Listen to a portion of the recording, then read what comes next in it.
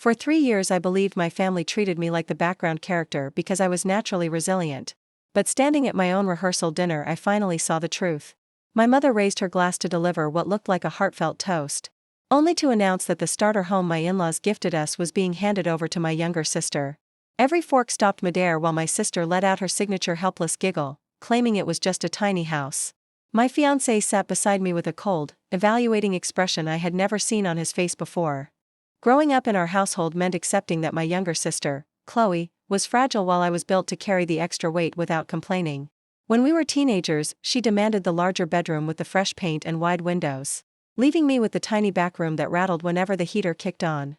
My parents always praised my maturity, but that praise was really just a subtle bribe to keep me quiet whenever they sacrificed my comfort for hers. The small suburban house was the first thing in my adult life that belonged entirely to me. And the moment my mother noticed it, her subtle questions about sharing began. The room remained dead silent as my mother, Brenda, insisted that families are supposed to carry each other through hard times, using public pressure to lock me into compliance. My fiancé, Julian, reached under the linen tablecloth to squeeze my hand tight, offering silent solidarity rather than giving me permission to break down. I slipped away from the head table before the lack of oxygen in my lungs made me pass out, needing a moment of shadow to gather my thoughts. The hallway outside was chilled and empty, giving me room to lean against the wall while my racing pulse slowly leveled out into a cold, focused focus. Julian stepped into the dim hallway right behind me, keeping his distance so I could decide my own next move without feeling crowded or managed. I muttered that the entire scene was orchestrated, and he agreed, confirming that my mother had been eyeing that property from the day the deed was signed. A notification chime rang out from my phone, revealing an old group text thread that my mother had unintentionally updated just minutes before her announcement. Right at the top was an explicit strategy message telling Chloe to play the victim and force me into feeling selfish if I tried to hesitate in front of the guests.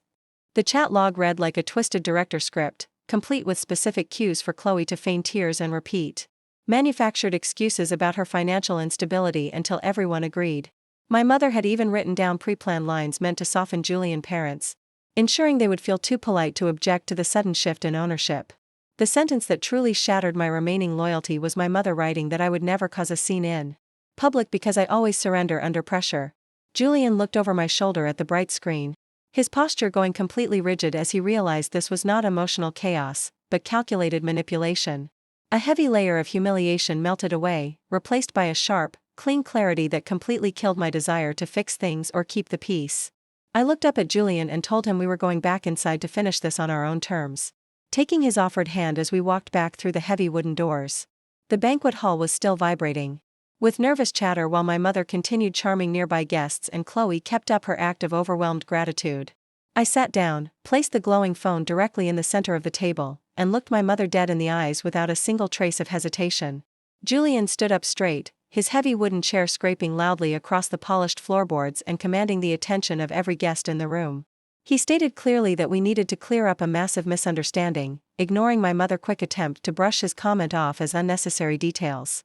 I spoke up next, telling Brenda directly that she had just offered away a house that she had zero legal authority to touch or transfer. I turned toward Julian parents and explained that the property was secured inside an irrevocable trust designed specifically to prevent unauthorized transfers, which his mother immediately confirmed out loud. A wave of shocked whispers bounced off the high ceiling while Chloe put her face in her hands, attempting to launch her usual tearful display about being left with nothing.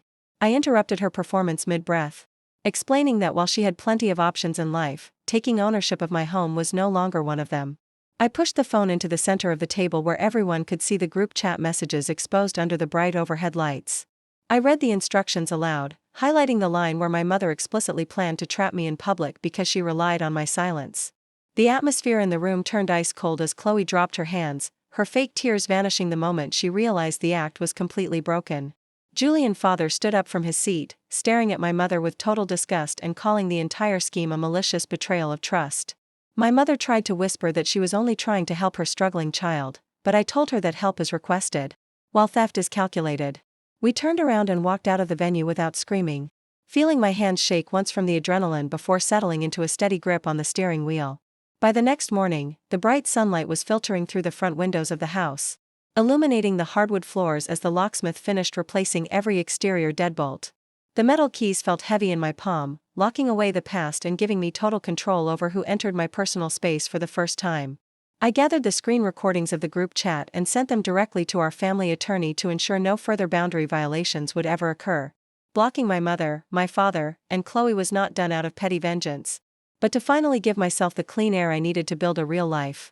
Julian walked into the doorway holding 2 warm mugs, asking how I felt standing in our quiet hallway. And I told him I finally felt completely free.